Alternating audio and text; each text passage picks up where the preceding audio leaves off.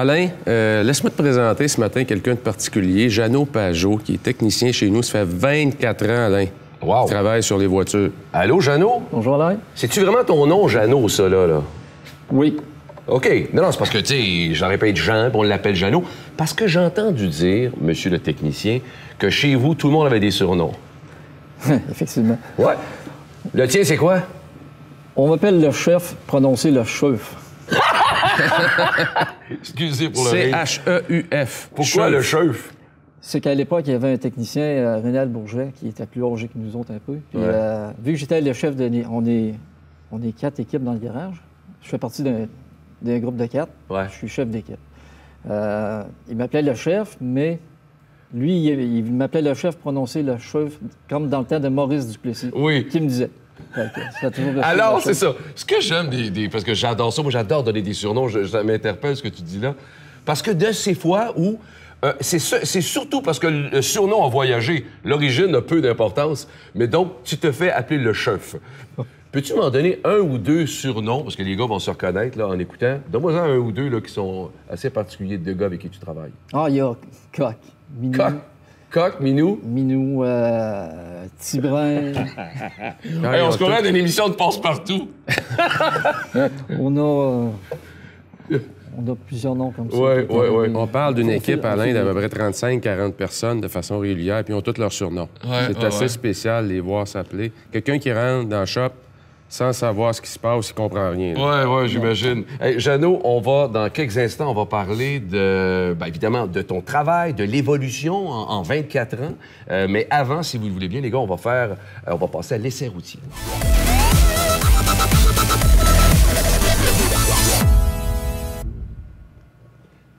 On est rendu où, là? L'essai routier? L'essai routier? Oui. Bon. L'as-tu essayé, toi? Ah oui. Moi aussi. Toi, Jeannot? Oui. Bon, ben, on l'a fait.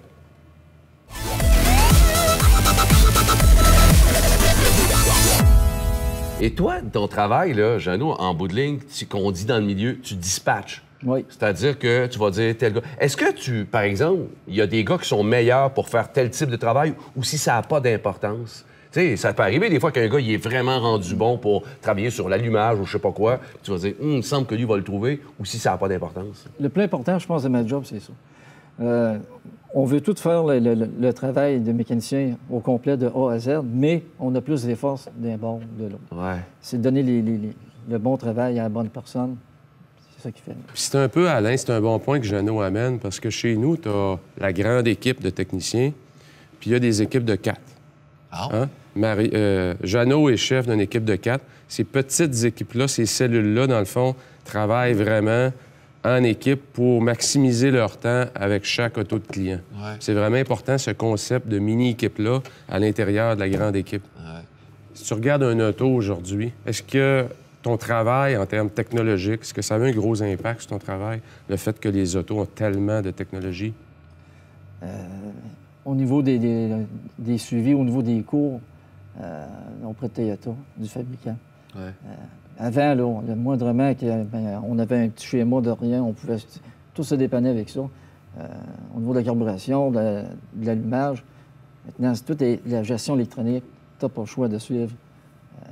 Exactement, les cours qui sont donnés. Effectivement, tu peux pas t'en aller comme ça. Non, puis les clients, peut-être, Alain, le réalisent pas aussi, mais il y a, comme tu le disais, Jeannot, au début, quand tu as commencé, on trouvait les troubles avec un schéma. Aujourd'hui, si tu n'as pas ce qu'on appelle un tech stream, t'es mort. Un tech stream. Ouais. Un tech stream. Qu'est-ce qu'un tech stream? C'est une espèce d'ordinateur qu'on relie au véhicule. Direct. On regarde ça. Il nous donne toutes les composantes, les états. On peut le voir en fonction. OK. On peut voir du son. Corrige pas le système d'alimentation comme il faut. Mais Jeannot, c'était pas du chinois au début, c'est le cas de le dire pour toi. Est-ce que c'était pas quelque chose d'une autre planète? Il faut dire aussi que tout ça vient petit à petit. Ouais. Au début, on est arrivé, on dit, voici les premiers véhicules d'injection, voilà de quelle façon ça fonctionne. On a évolué à l'intérieur de ça. Oui, je comprends. À un moment donné, à la fin, ça fait un gros bagage, mais c'est petit à petit. C'est au fil des ans. C'est ça. C'est très bien dit. C'est pas arrivé tout d'un coup, là, puis... Et c'est ce qui fait la force d'un gars qui a 24 ans, parce que tu peux pas pogner ça. Non. Ouais. Hey, Jeannot, j'aimerais ça aussi aborder un peu, avec l'expérience que tu as, Laissons la mécanique. Allons un petit peu sur l'environnement de travail chez Boulevard, dans la shop, dans ton environnement de travail. Tu veux une évolution dans ça? C'est épouvantable, la grosse évolution qu'il y a eu au niveau de l'entreprise, puis du travail, mais de l'entreprise surtout. Quand je suis rentré là, il y avait quelques baies de travail officiels, qu'on peut dire, là, pour toujours partir une concession. À force que les ventes augmentent, on a grandi avec ça, on a grossi l'emplacement. On a eu les outils de travail qu'il fallait pour aussi, qu'on n'avait pas à l'époque. On est situé sur la rue du Marais, et ça s'appelle la rue du Marais parce qu'à l'époque, c'était un marais. Et c'était le premier concessionnaire, Boulevard, qui s'est installé là. Puis ce que Jeannot dit, c'est tellement vrai parce que en termes d'équipement, d'outillage, il n'y avait pas tout, les gars. La shop était séparée des ventes. Il y avait une petite cabane sur la rue Marais où ils vendaient des autos. Puis il y avait plus loin, à l'autre extrémité, une espèce de vieille cabane. Les gars travaillaient dans ça. Ça a commencé comme ça. C'est assez exceptionnel. Tu sais, elle a une anecdote comme ça.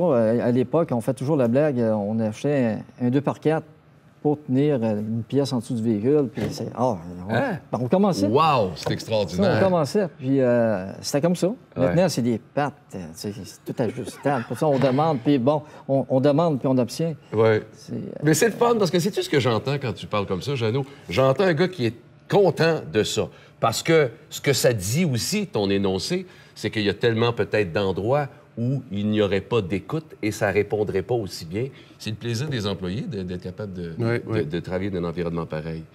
Écoutez, les gars, si vous le voulez bien, Jeannot, je pense que je te connais assez maintenant pour savoir que tu as les capacités pour répondre à ce qu'on va faire ensemble. C'est un quiz sur l'automobile.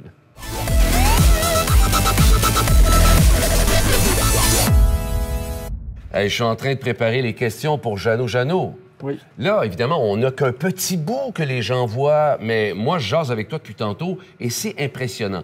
Et pour trouver les questions qui étaient pourtant mettre un peu difficiles, sinon tu réponds à tout. Alors, je suis allé du côté d'un guide ici de 1976 et à travers ce guide-là, alors les pages sont jaunes et sont vieillies, tout ça, mais ça prenait un gars d'expérience pour relever le défi. Mais Jeannot, t'es pas tout seul. Alors, je vais te poser des questions qui ont été triées à travers ce livre-là, mais tu as quand même l'aide de Patrice. Alors, t'aider, Jeannot. À partir du moment là, où tu as l'impression que je ne sais pas, tout ça, tu as un appel à tous, eh bien, il est seul, mais sauf que comme il a un petit rhume, ça se peut qu'il tousse, il va être capable de t'aider, OK?